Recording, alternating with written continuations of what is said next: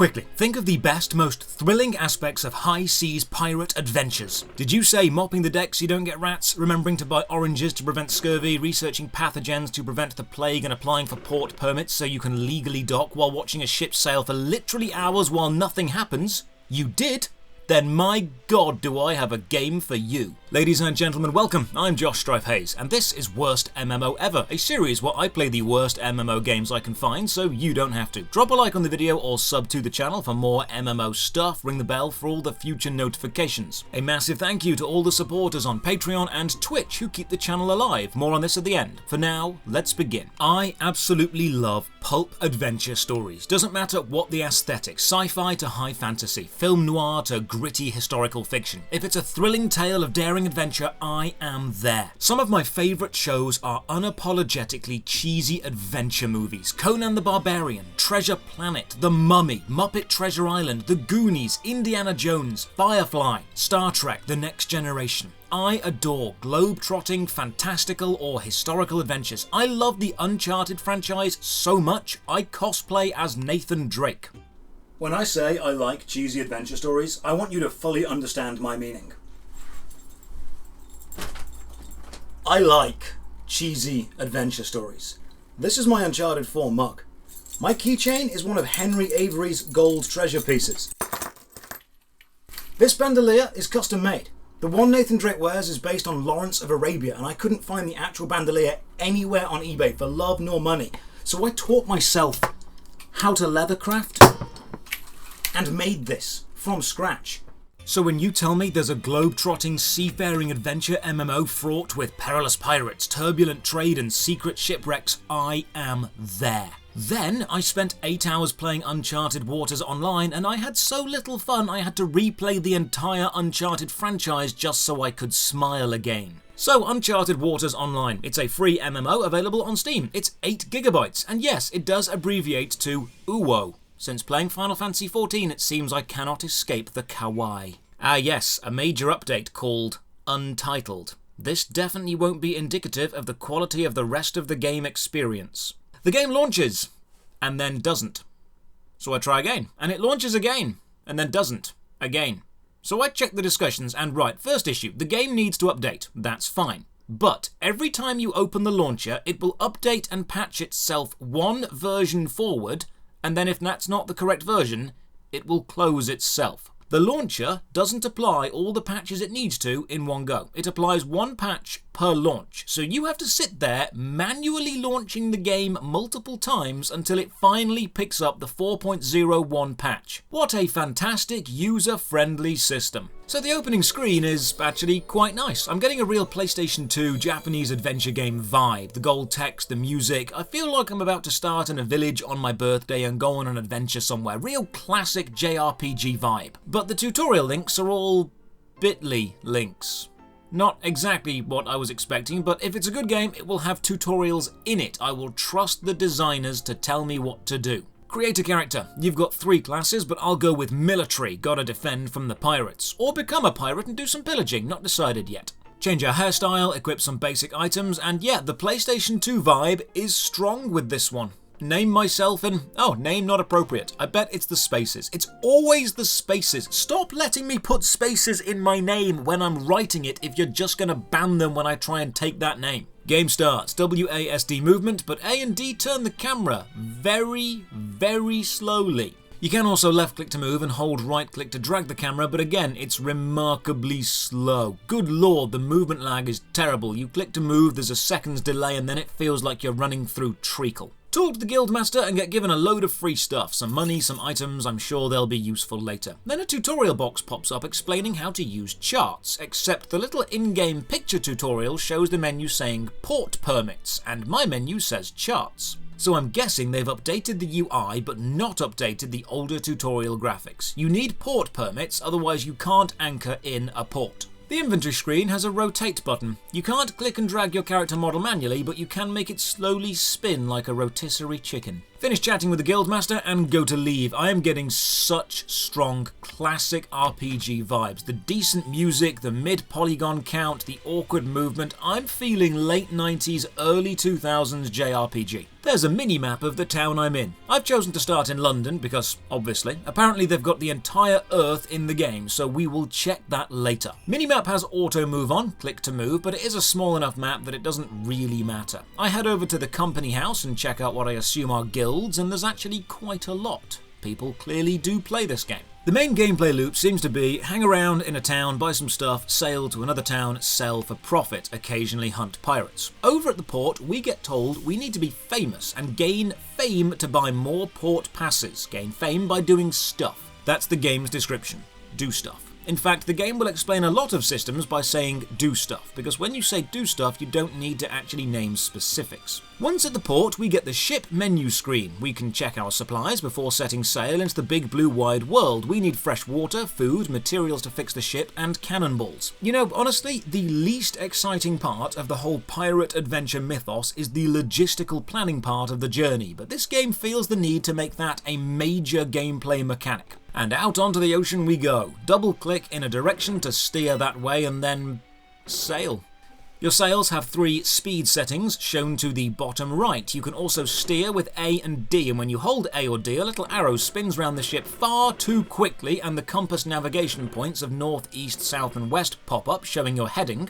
And then when the arrow does stop spinning, the ship takes about 6 seconds to catch up and actually turn. This is the opposite of responsive. Okay, we're on the ocean, so right. What do we do? Oh, we also get told about battles. When you bump into enemies, you'll get a battle arena appear, and if you pull up along the correct side, the side with your single cannon on, you will automatically fire. You can't aim, you just kind of have to be there. It's actually really dull for a ship-to-ship cannon battle. You've managed to take medieval naval combat and make it less engaging than Age of Empires. That's quite the achievement. This is meant to be a moment of freedom and exploration, and it would be if the player felt comfortable in the mechanical systems and the art of actually steering the ship and knowing what to do. But as it stands, this doesn't feel like an oh, the world is my oyster, I can go anywhere moment. It feels like a what the hell do I do now? How do I steer the ship? Why are my provisions dropping so fast? What's the goal moment? The potential adventure is there, but it's hidden behind this overwhelming feeling of what am I doing?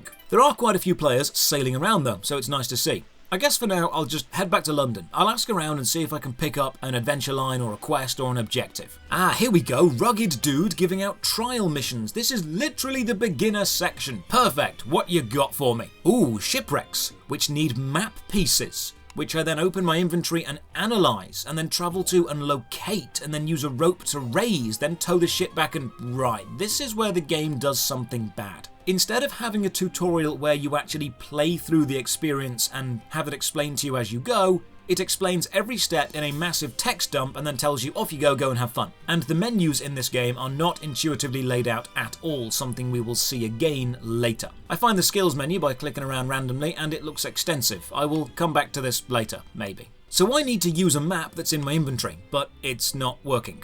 I've been given it to use and I open the inventory and I click on the map and nothing happens. I double click, nothing happens. I right click and that closes the window. How do I use an item? After clicking around, the answer is so obvious. You don't open your inventory. You have to open the very specific non-hotkey bound use item inventory and then use it from there, of course. So the shipwreck map shows south of England and some of northern France. That's not too far. Let's set sail. So on the journey, we're told about disasters. Storms can damage the ship, poor sanitation can make the crew ill, so you need to scrub the decks, scurvy can hit, so you need to have oranges, rats can eat your food supplies, and if I don't study pathology, the plague might be an issue. Right.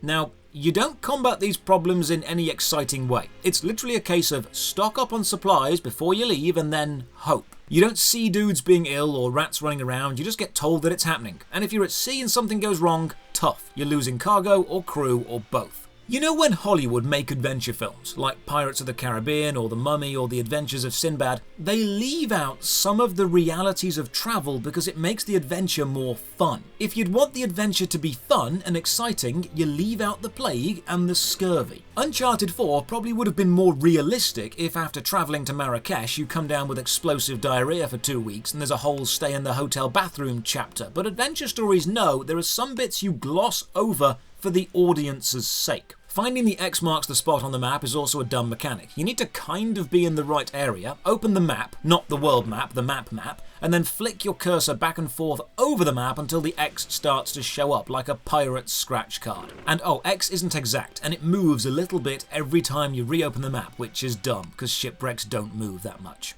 I start using the shipwreck finding ropes. I only have 10 and I'm using 1 every time, even if I fail. And then the sailors get homesick. Guys, we've been out here less than a week. But thankfully, I've got this bell which magically cures homesickness. Then I use some more shipwreck raising ropes and eventually I do find the wreck and I begin to raise it. Which means you just watch the percentage go up in the chat box. This is it. This is the gameplay. And then at 23%, the raising fails. So I try again, but I can't because my own ship is crippled. Apparently raising a wreck damages your ship every few percent. So I use some items to repair my ship and then try again. And then the raising fails. Again, and I get damaged. Again. And I've used up the last raising rope. And I failed.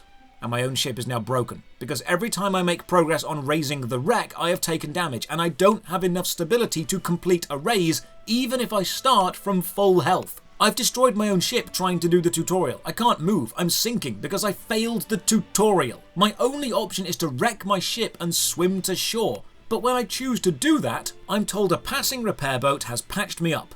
Apparently this is a service given to anyone under level 20. You basically can't die at all. So what's the point of the early game health if I will just get fixed? I'm out of raising ropes because every attempt has used 1 up and every attempt failed and damaged me, so have I failed the intro mission doing what it told me to do? There's no fast travel here either, so I have to sail all the way back to London. And on the way back, everyone gets scurvy. Brilliant. But the crew dying doesn't matter because the patrol boat just gives me a new one. Under level 20 is basically God mode. Back at the port, I restock provisions and then get told the crew have morale issues and I need to go to a tavern and buy them all drinks to refill it. So, okay, drinks on me. You did die, I guess I owe you a drink. I head to the local bar, talk to the barkeep, and they ask if I've seen a girl called Mina. I say no, and they say, oh well, have this magical book. Right, here's the JRPG plot I was hoping would eventually happen. This is the magical book of wisdom. Also, it talks to me because I am the chosen one. I'm not joking, that is the plot.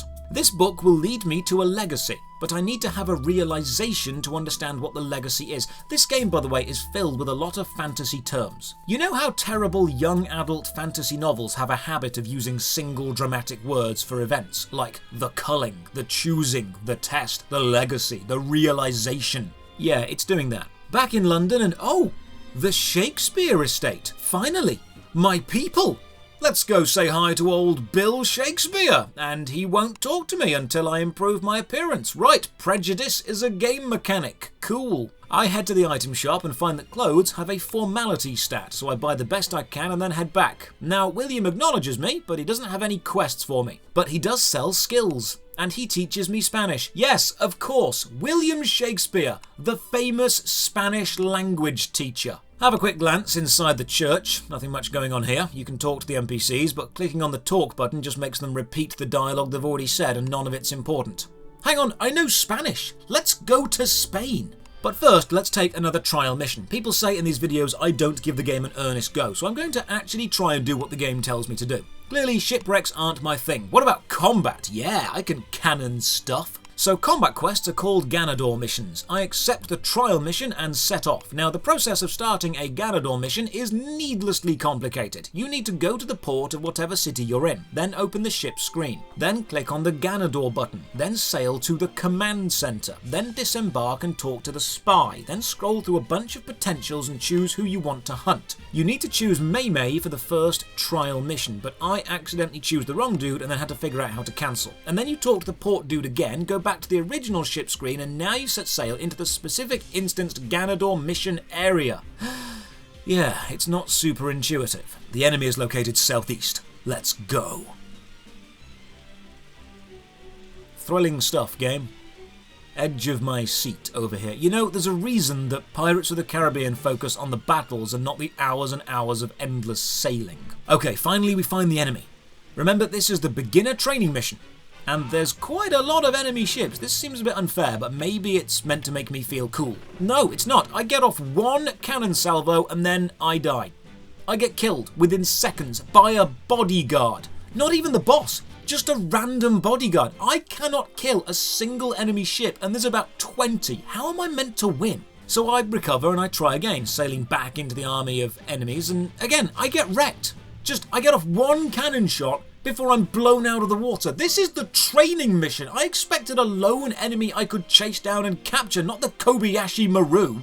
At least the music is nice. It sounds like a made-for-TV Disney movie. The kind you'd see on 5 o'clock on a weekday after you got home from school and the movie's already halfway through. It's enjoyable but instantly forgettable. So I have failed the second training mission. I sunk my own ship trying to salvage a shipwreck and then I got absolutely demolished by the training boss's bodyguards. Have the developers actually tried this game recently? Is it meant to be this hard? Okay, there's one more trial mission. Build a ship. Even I should be able to do that. One thing that does annoy me, however, is the attempt at humour in the dialogue. The NPC actually says, "Because this is a training mission, you won't get any experience, but just try to ignore that part." Ha ha ha ha ha ha. Comedy. So I'm sent to build a ship.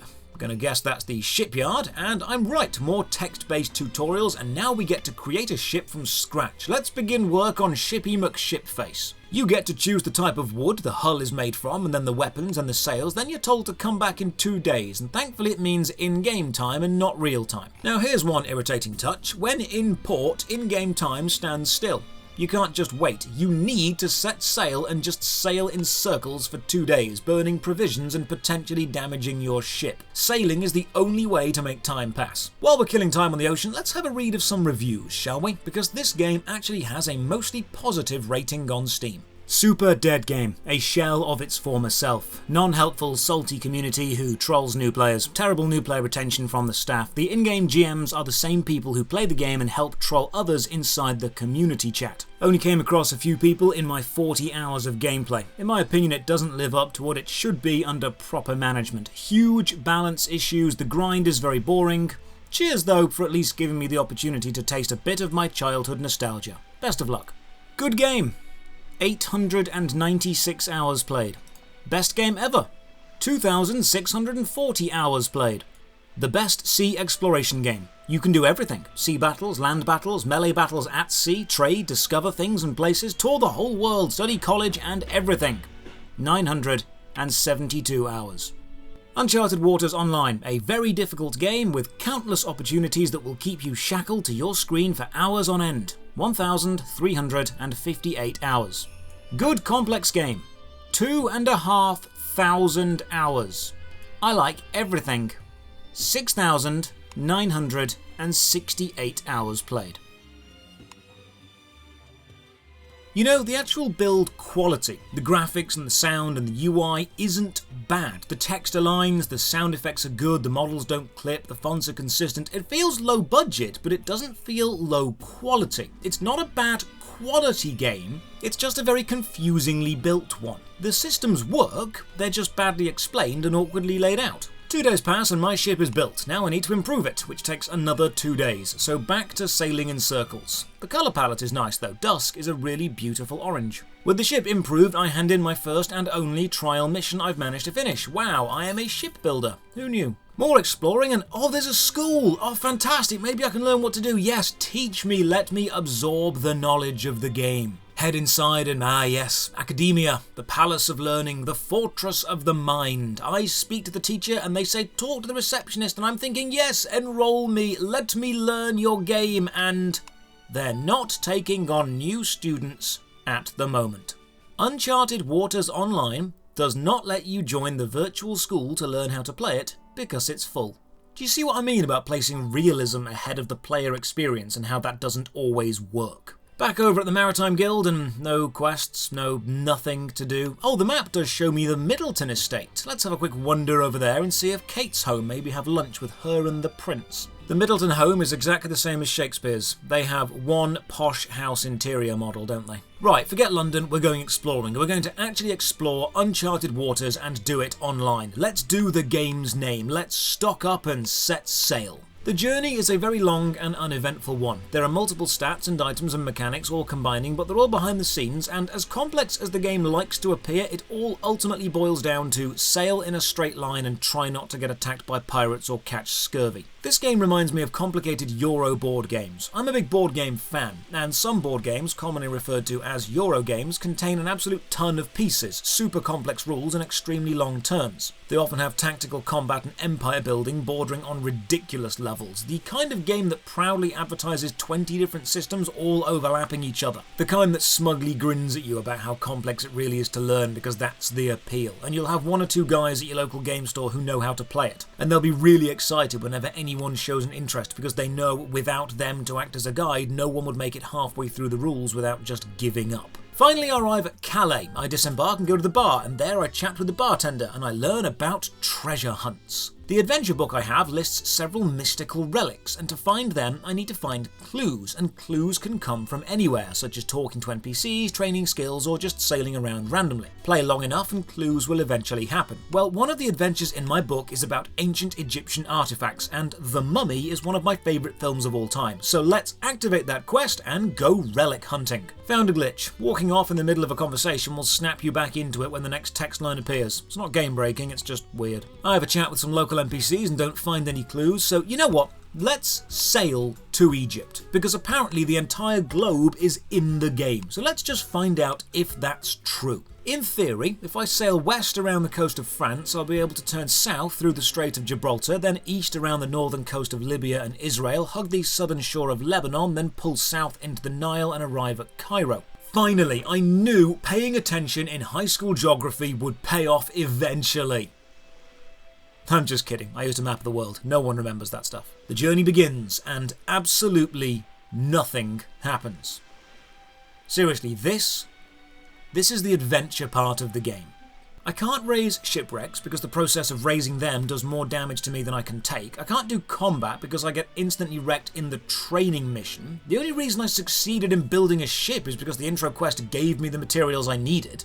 I don't know how to go and find those materials to build my own ship. This is it, this is the main gameplay. Sail from town to town, buy stuff, and then sail to another port and sell it. Try not to die on the way. Oh look, it's the famous pirate band, Local Pirates A. Many a tale has been written or song sung about the vile deeds of Local Pirates A. Occasionally you'll get this warning, you are too close to land pop up, except you're not. It pops up when you're out in the sea, when you're fine. When you're actually close to the land, nothing happens.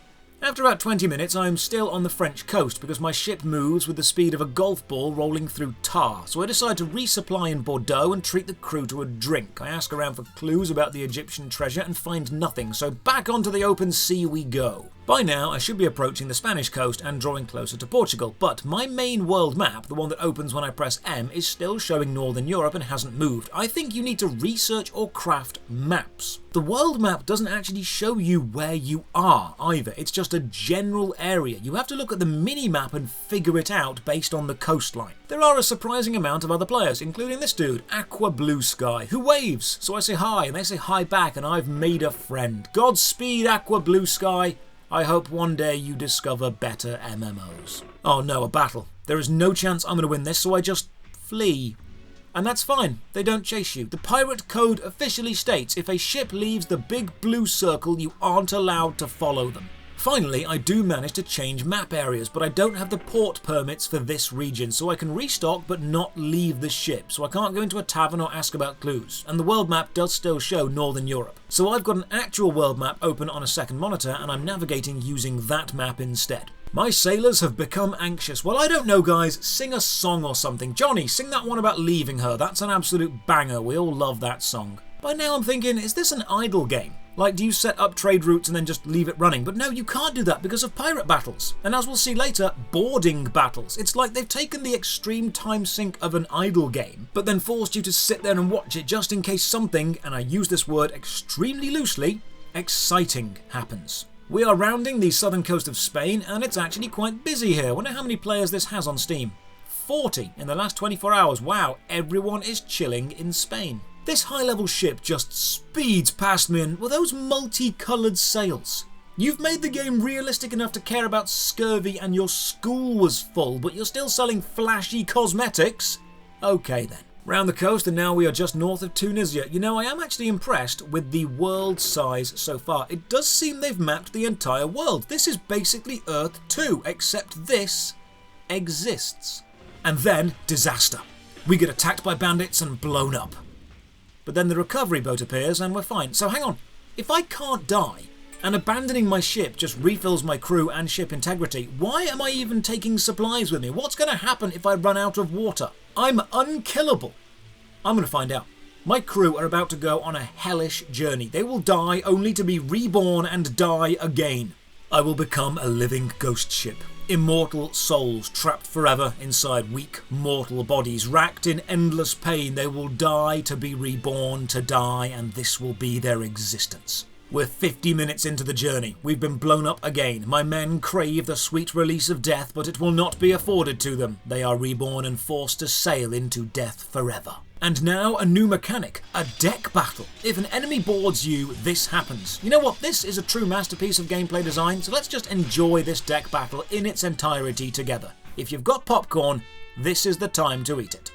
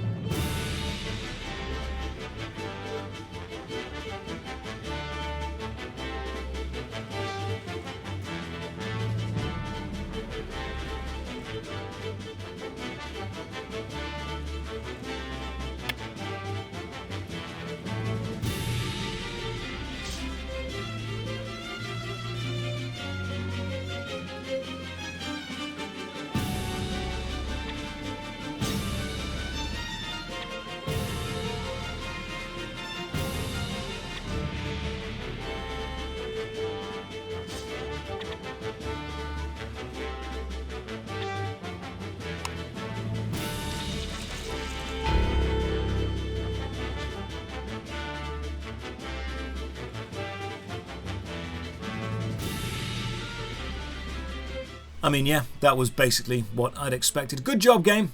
You've managed to take the concept of globe-trotting, Age of Enlightenment adventure with pirates and buried treasure, literally the best possible scenario for an adventure game, and make it boring. Way to go. The men are anxious again. You know what, men? I don't care. You can't die, so shut up and crew the ship. We are 1 hour and 10 minutes into the voyage, and we are just north of Libya, I think. This is the section of an adventure film that would be covered by a transparent old-time map with a red line joining up where the heroes actually are and where they're going to. This is the part of the adventure that actually gets skipped, but no. Uncharted Waters Online decided to make this the main bit of the game. The food has run out. I don't care. You can't die. Crew the ship. Pirate attacks are more of an annoyance at this point and less of an actual problem. The crew get killed, we get sunk, then someone comes along and revives us all and patches us up, and on we go. This game demands your time, but it doesn't seem to want to give much back. We have been sailing for 1 hour and 20 minutes, and the most entertaining thing so far has been learning Spanish from Shakespeare.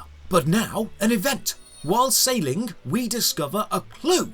Our first clue on the Egyptian treasure quest. It's some Egyptian art we just found floating in the ocean. What a terrific plot contrivance. It just so happened to be in the exact bit of sea we were sailing in. 1 hour and 30 minutes in, we are nearing the northern strait of the Libya-Israel border. Oh, and mutiny has erupted because I'm not feeding them enough and there's no fresh water and everyone's homesick, and so the crew are all killing each other, and I don't care. Because even when you all fight each other to the death, you'll just get revived and restored and forced to keep sailing. This is hell. You cannot die. You might want to get off Mr. Bones' wild ride, but the ride never ends. 1 hour and 40 minutes in. I've lost about 20 battles to pirates in the last 10 minutes. Every time I revive, sail forward a bit and then die again. Oh, and every time a battle starts, your ship comes to a dead stop, meaning you lose all the momentum you've built up, and it takes about 30 seconds to get up to speed again. Getting so close now. Oh, past the port town of Alexandria.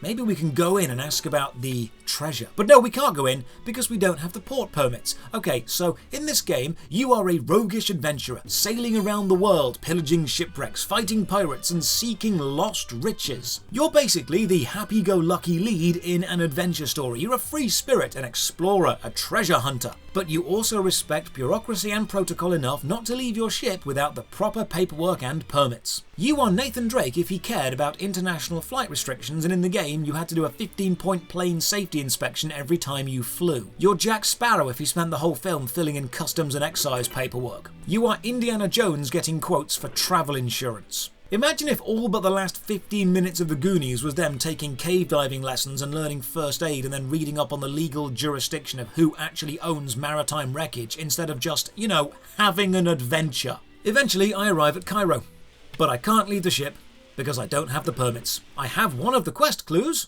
but it's not enough and the port staff won't let me in, so fine, this is where the adventure ends. Uncharted Waters Online. It's competently made, it's just dull. If you're looking for a globe-trotting maritime adventure where you can sail around the actual Earth, it's fine, but you'll have to push through the complex systems connected through the awkward UI. Little to no sense of early game direction, and trial missions I genuinely think can't be completed. It's realistic in the sense it's added in systems that make the adventure less adventurous, more logistical. You'll spend time fighting pirates and finding buried treasure, but more time restocking fresh water and trying not to get scurvy. It's not a badly built game. The systems work and the sailing mechanic is fine. It's just a badly designed game because the systems are obtuse, the sailing isn't fun, and the game isn't exciting. Plus, until you hit level 20, your crew are trapped in a hellish cycle of uncaring death by drowning, starvation, or pirates, only to be reborn onto the rebuilt ship and forced to endure more death. So I guess that's probably going to be the final rating. Uncharted Waters Online, an endless cycle of death and rebirth, trapping you in a horrific state of unlife from now to eternity.